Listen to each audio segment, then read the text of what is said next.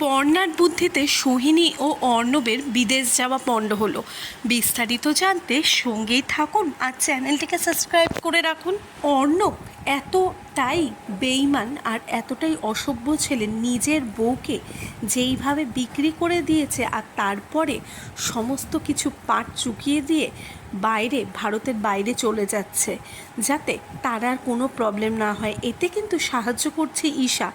ঈশা তো কোনোদিনই পর্ণাদের ভালো চায় না, ঠিক এই কারণে কিন্তু ঈশা বারে বারে শত্রুতা করেই যাচ্ছে, কিন্তু কোনো মতেই পর্ণাকে হারাতে পারে না ঈশা।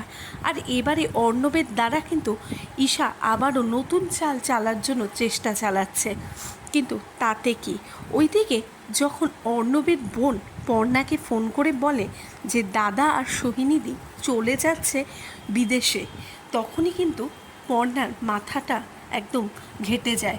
কেননা অর্ণব যদি চলে যায় তাহলে কি করে অন্য দেশে চলে গেলে তাহলে ওকে কি করে পাওয়া যাবে, আর কি করেই বা আমরা বর্ষার খবরটাই বা পাবো, এই চিন্তায় ব্যস্ত হয়ে যায়। ওইদিকে কিন্তু সৃজনের মা পুরো অজ্ঞান হয়ে কান্নাকাটি শুরু করে দেয়। কেননা সৃজনের মা তখন বলে যে আমরা কি আর বর্ষাকে খুঁজে পাবো না, এই বলে কিন্তু কান্নাকাটি শুরু করে দেয়। ঠিক সেই সময় পর্ণা বলে যে একটা উপায় আছে, কিন্তু সে কি উপায়, কেননা তাদের কোনো রকম কোনো পুলিশই হেল্প করতে চাইছে না। এর জন্যে চয়নের চাকরিটাও কিন্তু এখন ভীষণ একটা টেনশনের মধ্যে দিয়ে যাচ্ছে, কেননা সে সাসপেন্ড হয়েছে।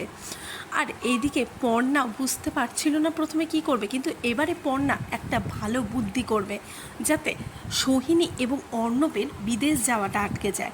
এরপরে কিন্তু পর্ণা ঠিক করে যে তাদের একটা বুদ্ধি করে ওদের আটকাবার জন্য এয়ারপোর্টে তাদের যেতে হবে, আর সেখানে গিয়ে একটা কিছু করে সোহিনী এবং অর্ণবের যাওয়াটাকে আটকাতে হবে। ঠিক সেই সময় তারা কোনো দিকে কোনো রাস্তা না খুঁজে পেয়ে সৃজনও কিন্তু পর্ণার হাতে হ্যাঁ মেলায়, আর তারপরে কিন্তু তারা ছদ্মবেশে মুখে মাস্ক পরে যখন অর্ণব আর সোহিনী এয়ারপোর্টে পৌঁছবে, ঠিক সেই সময় তারাও পৌঁছে অর্ণব এবং সোহিনীকে ধরে ফেলবে, আর অর্ণবের মুখে চাপা দিয়ে কিন্তু অর্ণবকে অজ্ঞান করে দেবে। ওইদিকে সোহিনীকেও নিয়ে তারা একটি ঘরে নিয়ে যাবে আর সেখানেই বন্ধ করে রাখবে। এরপরে কি সেখানেই কি অর্ণবকে চাপ দিয়ে অবশেষে অর্ণবের মুখ থেকে বর্ষার ঠিকানা বার করবে, কেননা আর কোনো উপায় তারা পাচ্ছে না, যেহেতু পুলিশও একেবারে হাল ছেড়ে দিয়েছে, কেননা পুলিশও এই ব্যাপারে কোনো কথা বলবে না জানিয়ে দিয়েছে।